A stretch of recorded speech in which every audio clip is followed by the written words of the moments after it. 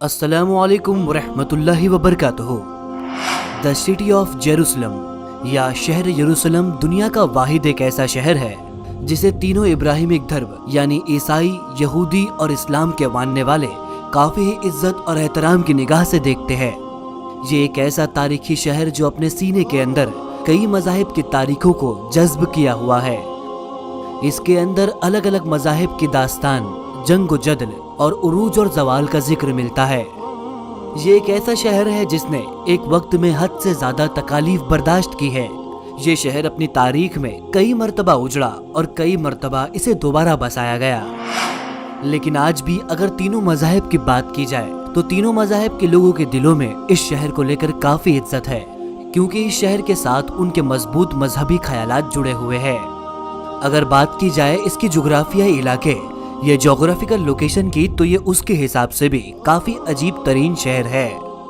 ये शहर पूरी तरह से ढलवान नामी पहाड़ी पर वाक़े है। ये शहर जजरेल की सरजमीन से लेकर उकबा तक फैला हुआ है।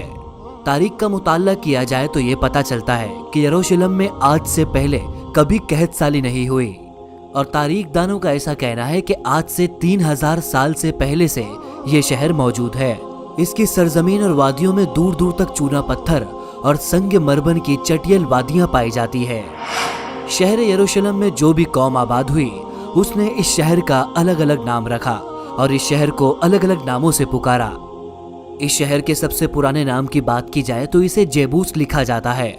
हजरत इब्राहिम अलैहिस्सलाम ने इस शहर को जेराह नाम से पुकारा और सालिम नामी एक बादशाह ने 2000 कब्ल मसीह में इस लफ्ज के अंदर सेलम का इजाफा कर दिया। एक वक्त था जब अरबों ने इसे सुनहरे शहर यानी द गोल्डन सिटी का भी लक़ब दिया। ऐसा इसलिए कि जब सूरज तुलू होता तो सुनहरे पत्थर के बने हुए ये मकान किसी सोने की तरह पूरे शहर को चमका देते थे। रोमियों ने जिस वक्त यहाँ पर हुकूमत की उन्होंने इसे इलिया का नाम दिया, और जब मुसलमानों ने यहाँ पर हुकूमत की तो इसे अल कुद्स का नाम दिया गया। और बात की जाए यहूद और नसारा की तो उन्होंने इसे जेरूसलम और यरूशलेम के नाम से ही जाना। अहले किताब ने यह लिखा कि इलिया वो सरजमीन है जिससे इंसान अपने गुनाहों से पाक हो जाता है, और यही वो जगह है जहां से कायनात की तख्लीक की गई। लेकिन हदीस की माने तो हदीसों में जिक्र मिलता है यरूशलेम में सबसे पहले हजरत आदम अलैहिस्सलाम या उनके किसी बेटे ने कदम रखा था। जैसा कि हुजूर अकरम सल्लल्लाहु अलैहि वसल्लम का इरशाद है कि दुनिया में सबसे पहली मस्जिद मस्जिदुल हराम है, और इसके 40 साल बाद बैतुल मुकद्दस की बुनियाद डाली गई। और गालिबन उस वक्त यरूशलेम में इस्लामी आबादी नहीं फैली थी। तारीख का अगर गहरा मुताला किया जाए तो पता चलता है कि यहाँ सबसे पहले अहले साम यानी नूह अलैहिस्सलाम के बेटे सान की औलादे यहाँ पर 2500 कब्ल मसीह में आकर आबाद हुई, और इन्हीं लोगों को किनानी कहा जाता था। और आज कई पुरानी तहरीरों में यरूशलेम को अर्ध किनान के नाम से भी याद किया जाता है। 2000 साल कब्ल मसीह में हजरत इब्राहिम अलैहिस्सलाम ने इराक से यरूशलेम तक हिजरत फरमाई। यहाँ पहुंचकर आपने हबरून के मकाम पर सुकूनत इख्तियार की। इस वक्त जो यरूशलेम का बादशाह सेलम था उस वक्त ये हजरत इब्राहिम पर ईमान ले आया, और इसी तरह हबरून मुल्क जहाँ पर आपने सुकूनत इख्तियार की यहाँ पर आपकी ताकत और कुव्वत में इजाफा हुआ। हबरून के इलाके में आपकी औलादे हुई और आपने अपनी जिंदगी का बड़ा हिस्सा इसी जगह पर गुजारा। इसके 40 सालों बाद हजरत इब्राहिम अलैहिस्सलाम के परपोते हजरत याकूब अलैहिस्सलाम ने इसी जगह पर खुदावंद ताला को ख्वाब में देखा था, इसलिए उन्होंने इस मकाम पर बैते ईल की तामीर की, जिसे यहूदी अपना पहला मुकद्दस मुकाम मानते हैं। हजरत याकूब अलैहिस्सलाम की औलादे जिन्हें बनी इसराइल कहा जाता है, ये लोग किनान को छोड़कर मिस्र की तरफ हिजरत कर गए, और एक लंबे अरसे तक ये किनानी लोग वहाँ पर फिरौन के गुलाम बने रहे।